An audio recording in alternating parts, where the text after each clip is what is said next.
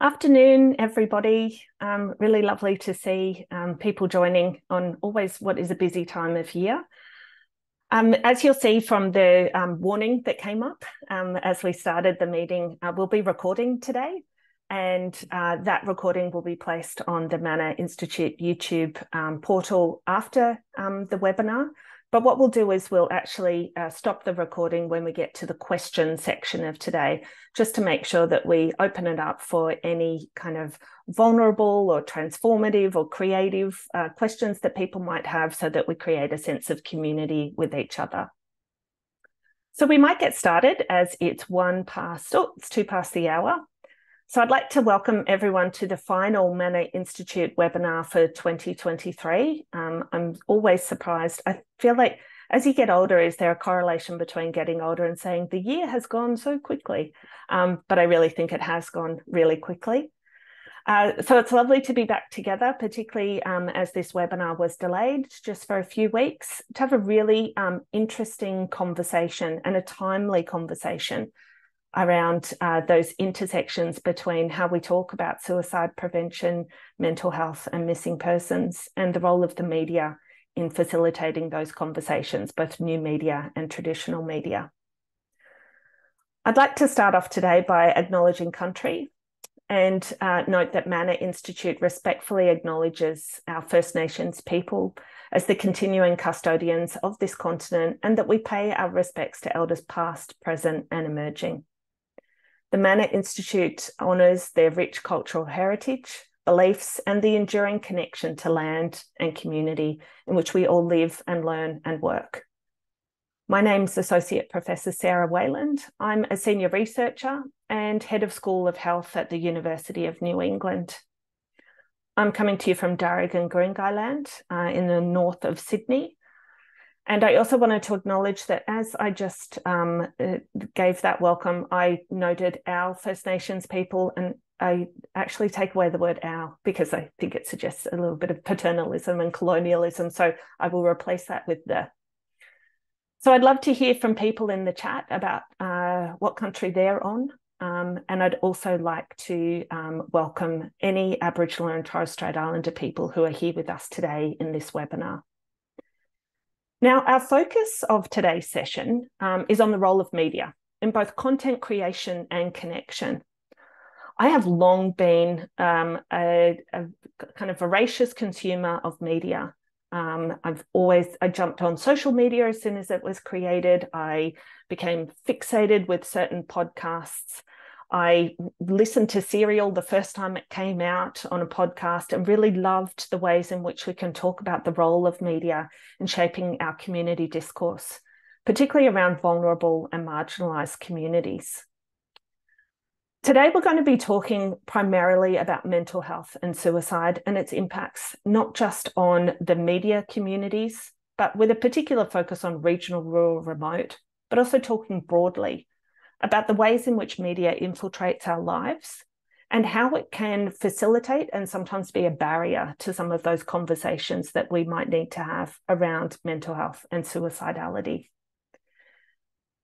I think that given the nature of the conversation, it's fair to say that there might be some reflections that might be difficult for people to engage in. I'd also like to suggest that when we get to the chat, that we also have a very strong focus on looking after ourselves and the ways in which we utilise language, noting that it can be a highly sensitive topic for some people. Now, I'm just the facilitator of this webinar, so I will only be talking at the beginning and then facilitating the connection between the speakers and then facilitating questions at the end. So I'm really happy to introduce our 3 panelists today, starting with Sophie Scott, who's an award-winning journalist and a former national medical reporter for the ABC. She'll be discussing her career in science communication and the ways in which reporting on mental health connects with community. I'll be sharing some of Sophie's links about the work that she does as she talks. Not to distract people from what she's saying, but so you can bookmark those links to come back to later.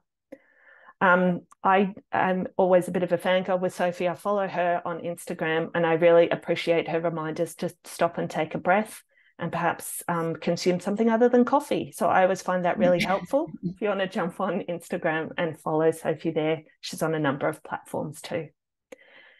Our second panelist is Elise Carrotte. So she's a psychologist and a PhD candidate. She's coming to us from NAM today, and she'll be speaking about her PhD with the University of Melbourne and SANE Australia, with a focus on reducing stigma and discrimination for people living with complex mental health conditions such as schizophrenia, personality disorders, and post-traumatic stress disorder. And I've long been a fan of Elise's work because she's very much through the lens of podcast-based storytelling.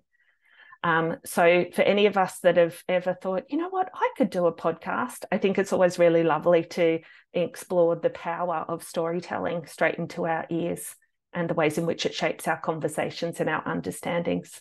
She's also just started a new role at Origin in the suicide prevention team. So welcome, Elise. And our final panelist is Dr. Elizabeth Paton, and she's a project lead at Everymind, working on the Mindframe program. A lot of us in the sector understand the significance of the Mindframe media guidelines around safe reporting in relation to suicide and mental health. So Elizabeth is going to be focusing on those public communication strategies around suicide, mental health concerns, alcohol, and other drugs.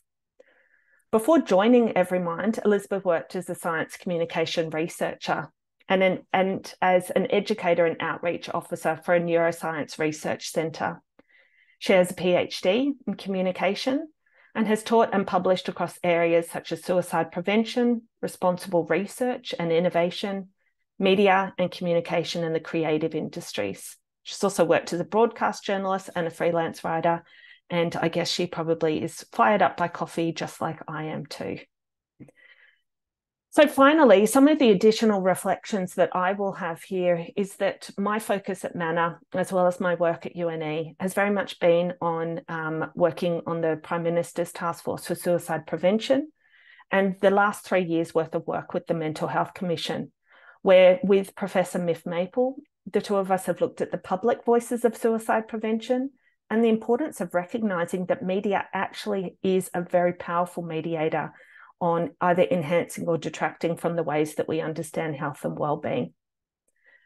So less of me talking, more of listening to our lovely panelists here today. So I'm going to hand over to Sophie, and she's going to be discussing with us her career and the ways in which reporting on mental health connect with community. So thank you very much, Sophie. Thank you, Sarah, and thank you to the Manna Institute for asking me to be part of this webinar. So I wanted to first of all acknowledge the traditional lands that I'm coming to you from. I'm in Cammeray in Sydney, on the northern suburbs of Sydney, which is the Cammeraygal people of the Eora Nation, and I want to pay my respects to elders past and present, and also to acknowledge any Indigenous guests that might be joining us watching this webinar. So talking about mental health and talking about the media are two topics that I'm very passionate about, and so I will keep my remarks to about 5 minutes so we've got plenty of time for questions. So I won't go over my whole career, but pretty much the majority of it, 20 plus years, was spent at the ABC as the national medical reporter, focusing on health research, focusing on public health across all our platforms. So that was radio, TV, online, 7:30, the news channel. Like the more platforms that we were on, the more platforms that journalists were doing stories on. So you ended up doing one story and rolling it out to all those different platforms. I loved that job, and I'll talk a little bit about how I covered mental health doing that job, but I decided earlier this year to leave that role and to work for myself, because I really wanted to focus and specialize on mental health and well-being, and teaching professionals like health professionals and scientists and doctors to become better communicators. So since I've left, I've done a lot of workshops for health professionals on how to be a better communicator, as well as going into workplaces and talking about mental health and well-being.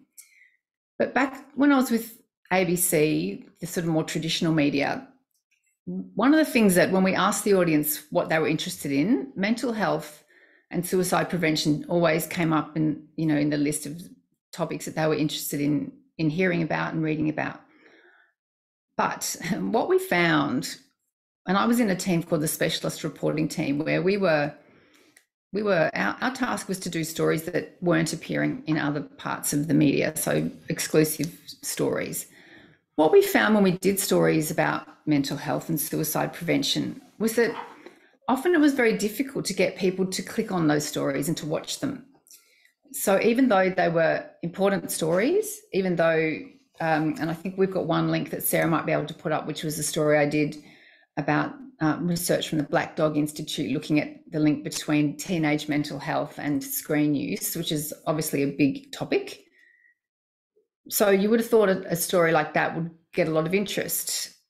And also, even when we did stories about access to mental health in regional and rural areas, we still had quite a lot of problems getting people engaged with these stories, despite the fact that people said they wanted to read about mental health and they wanted to know about mental health. So this was quite challenging from a journalist point of view, because I knew people wanted these stories.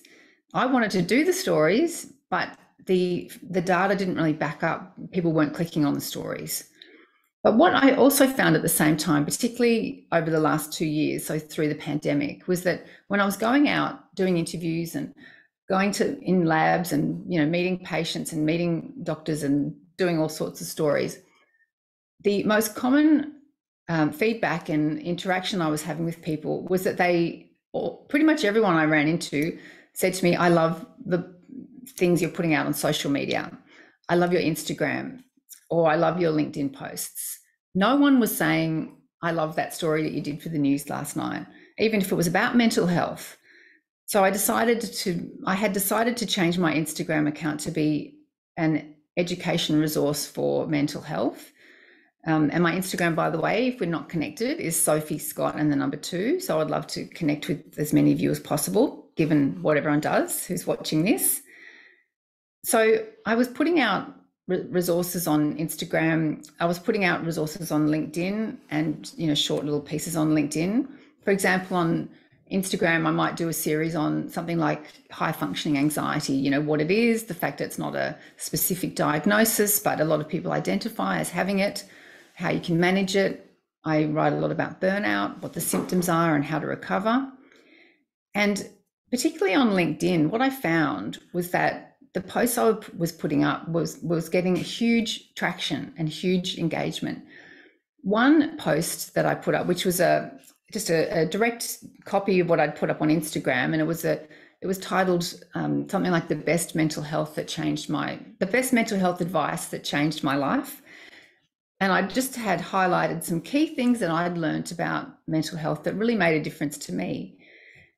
Things like that everyone on this webinar probably already knows and understands, things like the spotlight effect, where most people are not thinking about you, but they're thinking about themselves and they're not thinking about you.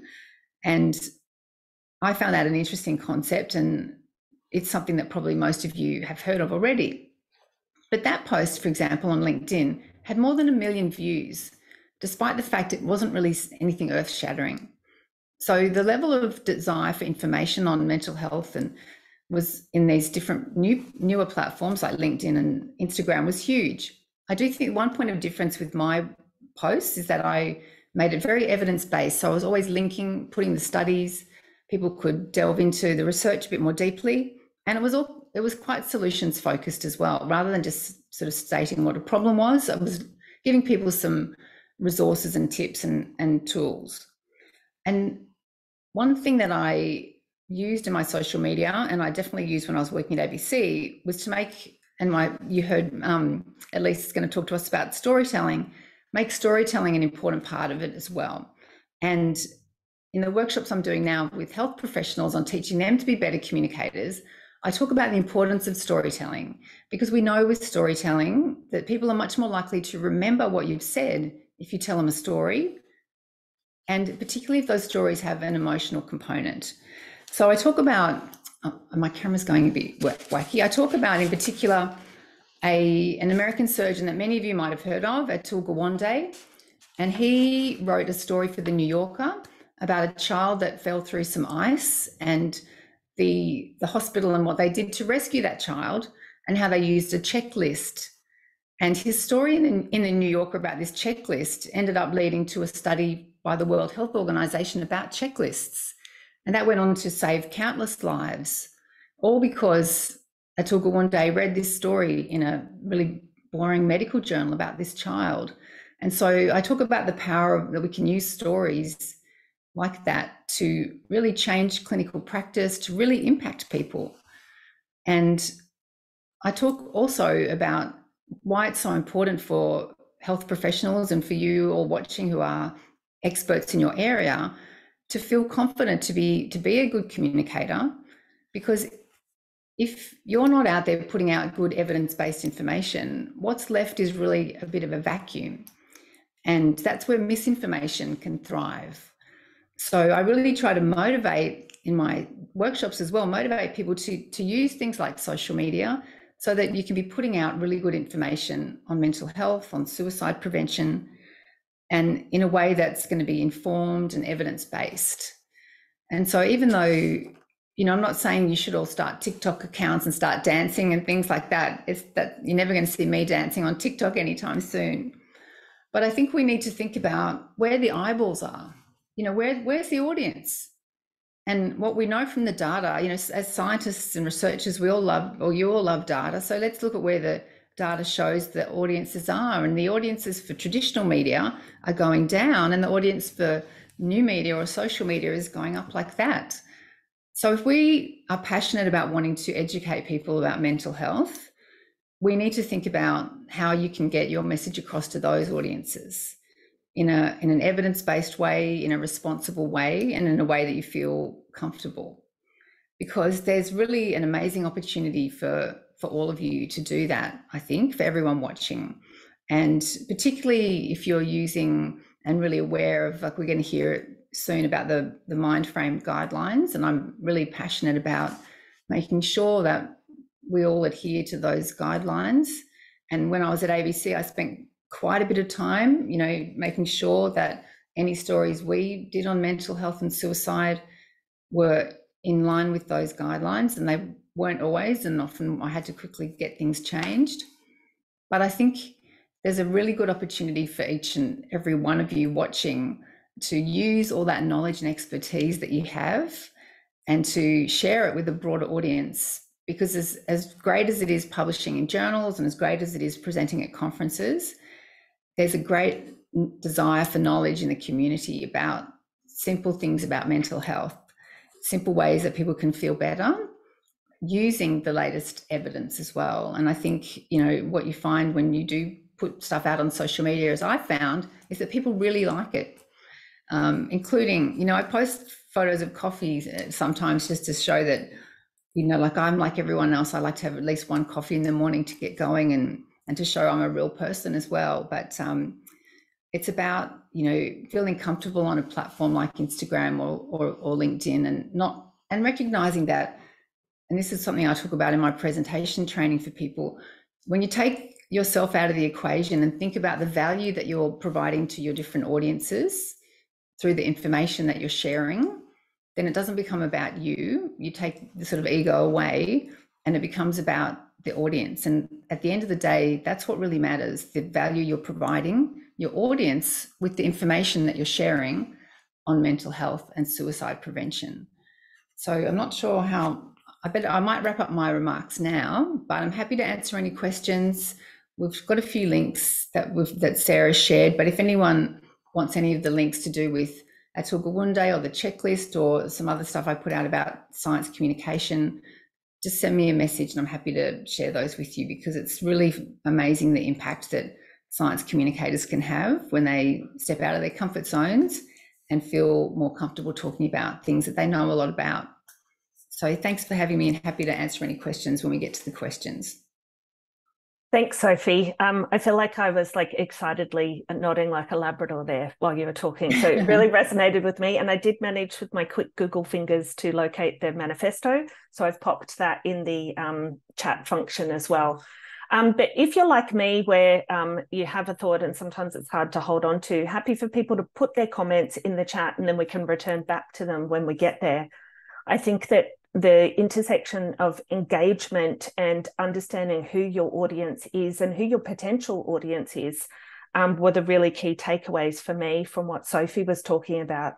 And as a social worker, I must admit that the most transformative training that I did for myself years ago was to do media training, because it really helped me solidify how to present information in clear and concise ways, and to really think about adding myself to the equation when talking about the evidence base too. So it'd be really great when we loop back and have a chat with Sophie at the end. Okay, so our next speaker is Elise. So Elise is going to talk about podcasting from a storytelling perspective, but really to focus in on how can we test how people are listening. So Elise, over to you, and I'll try and do a better job of keeping an eye on the time rather than just nodding enthusiastically. So over to you. Thank you so much, Sarah, and thank you, Sophie, for your wonderful talk. I love hearing about your work and the thought processes and everything that goes into it. It's so wonderful. So my name's Elise Carrotte. I'm a researcher and PhD candidate. I am just completed, or I'm nearly completed my PhD, which is in collaboration between SANE and the University of Melbourne. I'll just acknowledge that I'm coming to you today from the lands of the Wurundjeri people of the Kulin Nation down in Naarm, Melbourne, and wish to pay my respects to elders past and present. I'd extend that respect to any Indigenous people in the audience today. So in my allocated minutes, I'm going to take you on a bit of a whirlwind journey of my PhD, and we'll hopefully wrap up with some interesting takeaway messages for those who are interested in similar work. So essentially, a few years ago, I had the idea with some of my colleagues that it'll be really interesting to look at how we could use podcast-based storytelling to share stories from people with lived experience.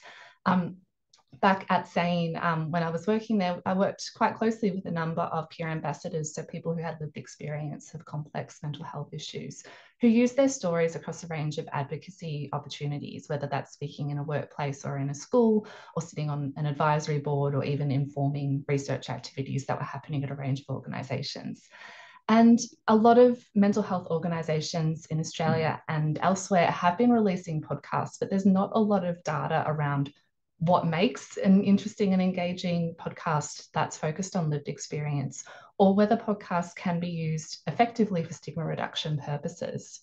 There's a lot of activity that's been happening in the last 30 years or so, which has been aiming to reduce stigma and improve attitudes and behaviours from the general public towards people who have lived experience. But unfortunately, a lot of the existing interventions only have short-term to medium-term benefits and small effect sizes and so on. So I thought podcast-based storytelling could be a really interesting way of doing this, of scaling up some of these stories. And we know that this is a place where people are already. So Australians are big adopters of podcasts. There's a huge existing listenership, and a recent report was released by Edison Research, which provided some updated statistics about listeners. So through this process, we engaged in a formative research stage, which involved some of the classic research things like a listener survey and a systematic review to get a bit of a sense of the landscape already. And then eventually a co-design process where we worked with people who represented the target audience of the podcast. And through this co-design process, we informed the focus of the podcast, the storyboards, and a variety of content principles to inform how we would use storytelling in this format in a way that was meaningful to people with lived experience and hopefully engaging to other target audience members as well. So eventually this resulted in the creation of the podcast, which is named On the Same Wavelength. And it's a 6-episode series with 6 20-minute episodes. And each episode focuses on a peer ambassador, so somebody who's linked with SANE, who has lived experience, who shares their story of living with complex mental health, but also what stigma and discrimination has looked like for them and how it's impacted their lives. And each episode uses a narrative storytelling format, where we start where people take us through a bit of a journey of what mental health has looked like for them over time, and where conflicts and challenges have happened for them, and any resolutions or hopes for the future too. So it was really important through our co-design work that we did end on a note of hope through each of these episodes, that we didn't want it to be all doom and gloom. as we know that people are likely to listen if they already have a bit of a vested interest in the topic. We're unlikely to reach audience members who have the most negative views or have no interest at all in the topic of mental health or improving outcomes for people with lived experience. But we wanted to make sure that to increase that listenership, that people had a motivation to listen and that they weren't going to be put off from listening to more episodes. We also engaged in an evaluation process with the podcast as well. So a quantitative study, so an experimental study where we looked at the impact of listening to the first 3 episodes compared to a control group, which had some promising findings, at least in the short term, for the impact on prejudice and the degree of empathy that listeners were experiencing in response to the podcast. We also have conducted a qualitative study, so doing some listener interviews too, and going a little bit more in depth into the listener experience. And generally feedback has been really positive on the podcast, which is really thrilling as a person who spent a solid 3 years of my life working on this. So if you are interested in listening, I think Sarah has posted a link in the group, thank you. But on the same wavelength is available in all of the standard podcast players, free to listen, and it's going to be an ongoing resource if you're keen to hear more. But I wanted to touch on a little bit more about this storytelling idea and talk about this idea of owning one's voice when it comes to sharing stories in the public. So as Sophie has touched on before, there are huge benefits to storytelling. It's such an engaging process for listeners, and humans are primed to respond to stories and to respond to narratives. There's something about the story that takes us on this journey and keeps us engaged and interested in a story, particularly if there are emotions involved, if the story is logical, and there's a few other different aspects as well if you want to go in depth into the storytelling literature. But one of the interesting things about stories is that stories can be used to foster attitudinal and behavioural change as well, as you kind of sweep audiences along in this journey, and you can incorporate some very real messages as part of a story, as long as it's done in an interesting way and that it's not too intrusive for listeners. We also know that there are benefits from the perspective of the storyteller, so feelings of empowerment or of reframing your own story. A lot of the peer ambassadors I've spoken with have talked about how one of the reasons they're drawn to sharing their stories is also to help other people as well who might have similar experiences and to educate audiences. And we also know that particularly this podcast format can be great because it can reach a wide range of listeners, and we can scale up these stories and potentially reach people who might not have the opportunity to attend something like a workshop or a speaking engagement in person. It's bringing these stories into people's homes, into people's cars, their commutes, and it's a really intimate way of listening to a story, and a bit more of a long form type of way of engaging with someone's story as well, more so than, say, reading a news article where somebody might just have a couple of quotes that are incorporated into a bigger picture piece. But there are also challenges with storytelling and doing so in an ethical and appropriate way. So as someone who has been curating other people's stories and has had the privilege to speak with people about some very challenging experiences in their lives, it's really important to be mindful of how I edit their stories, if I edit them at all. What's important to keep in and what should be cut out. People have spoken about losing ownership of their stories, of privacy violations that have occurred, or longer term impacts of having their stories in the public domain.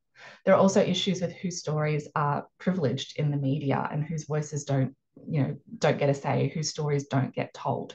And the tendency for a lot of organisations to curate stories, to co-opt them to their own agenda rather than keeping them authentic.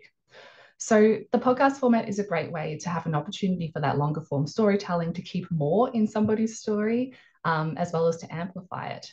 But we do need to be mindful of things like ensuring that people, where possible, have the opportunity to listen back to their stories before they go to the public, to withdraw consent in the future if needed, so to take someone's story down too.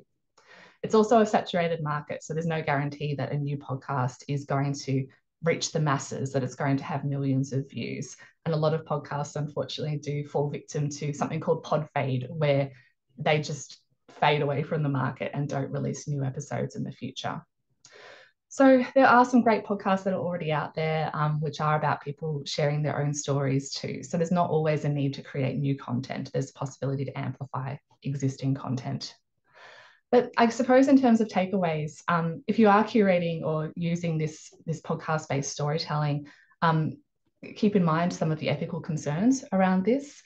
There are some great resources available for appropriate storytelling and language and resources to minimise listener distress. And I know Elizabeth will be speaking about Mindframe very shortly, but I'll also flag the NEON guidelines, which were recently published, and Origin's ChatSafe resources, which I think have some great messages too. But yeah, I think that's all from me today. A bit of a whirlwind, but I'm very happy to speak a little bit more about the podcast and the storytelling process in the Q&A. So thank you so much, Sarah and Liz, for inviting me here today.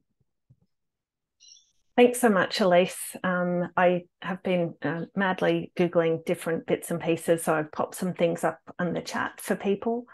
I think, a lot of us, I'm quite sure, will put up our hand to say that podcasts are sometimes they're constant companions on walks. For me, while I'm cooking dinner, perfect antidote for folding washing. It's my favorite thing to do, is to listen to a podcast while I'm doing that.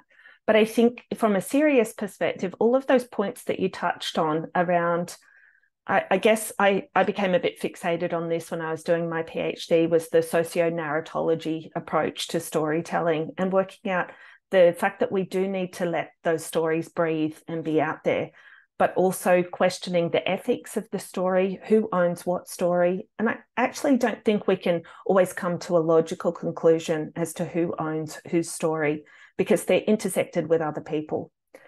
I think one of the most useful things that came out of the pandemic for me was not making sourdough, but successfully, still have to buy it, was working on a voices report with Miss Maple, and I've popped up the report there. But it really touches on all of those key points that Elise talked about around the public and private narratives of mental health and suicide prevention, but about asking those questions around when media curate the stories of others, how can people retain ownership of them? How can they make sure that ethically, not just the first person that utilizes their story, but where the ripple effect of that story leads to, and recognizing that if you tell your story to one person, you don't necessarily have control on someone else picking up that story and utilizing it.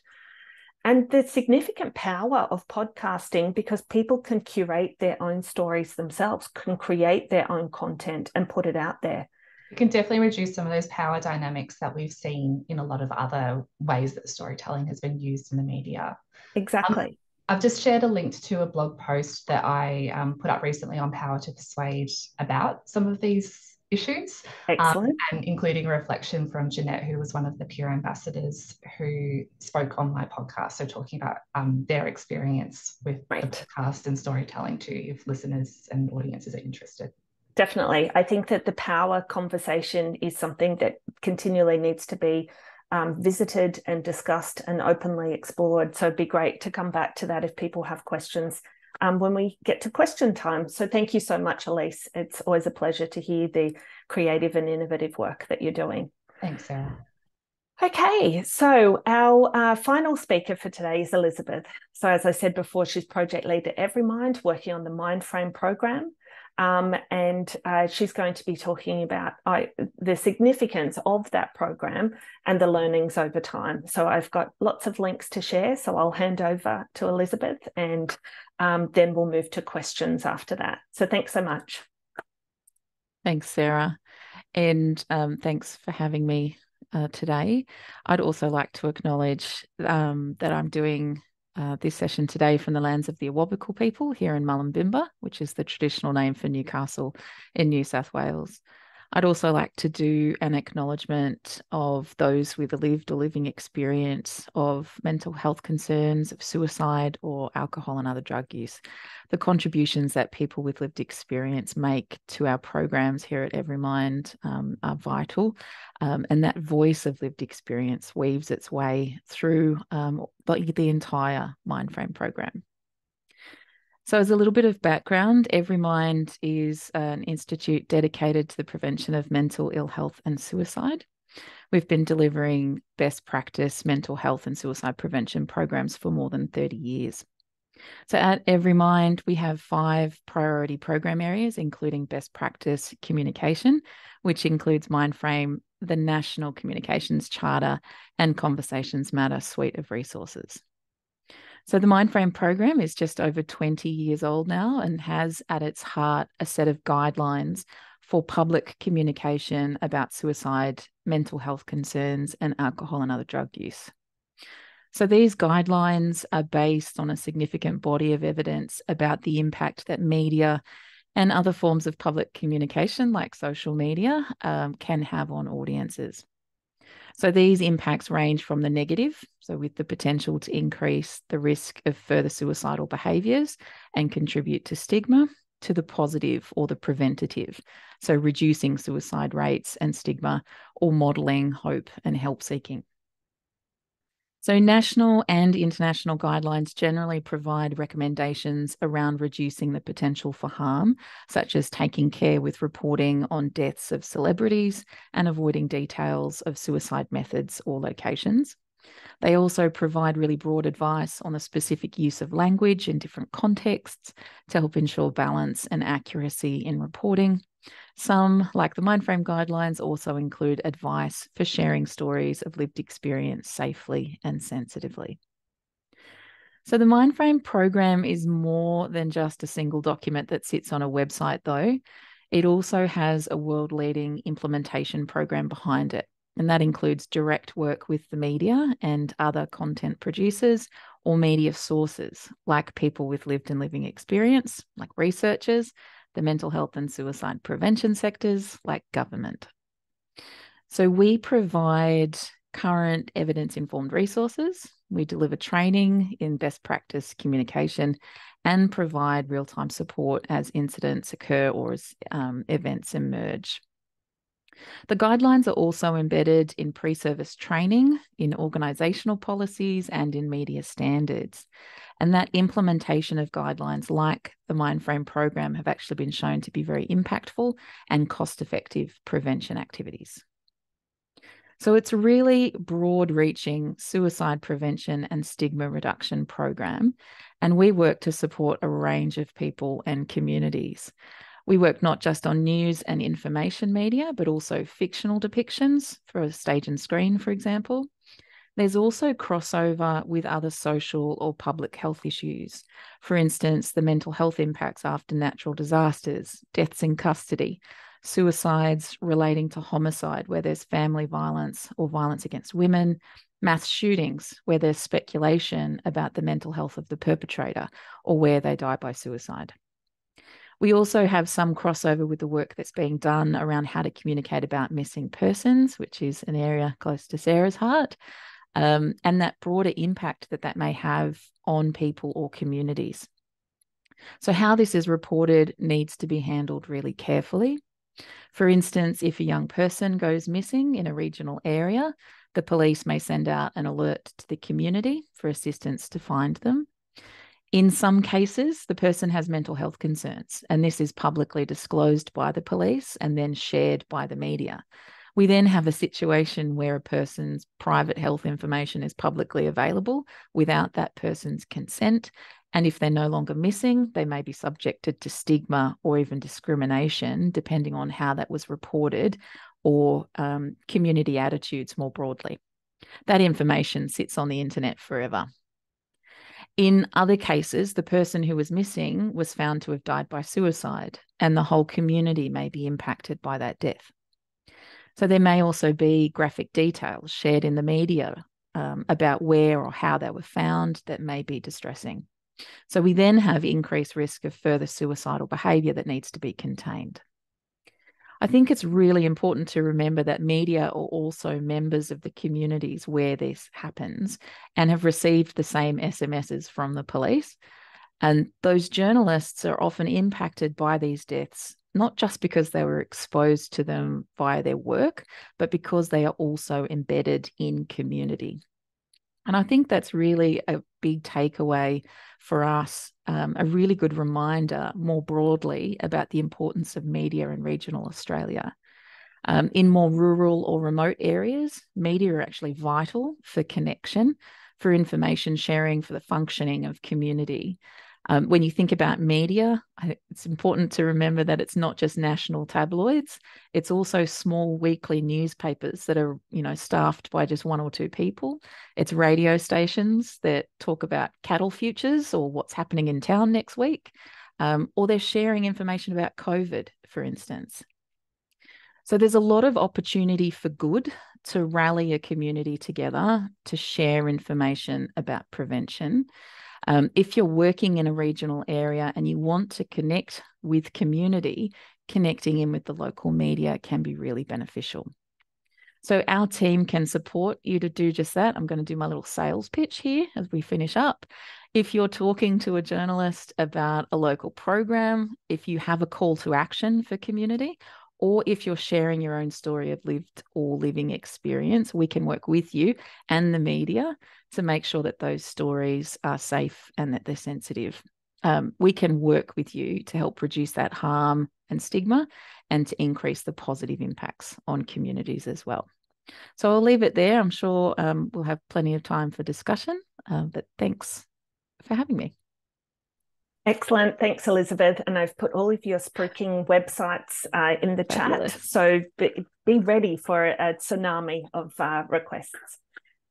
Okay, so that ends our formal discussions from all of our lovely panelists today. So what I'm just going to do is to say goodbye to our asynchronous viewers who are watching this on YouTube and say thank you for being here.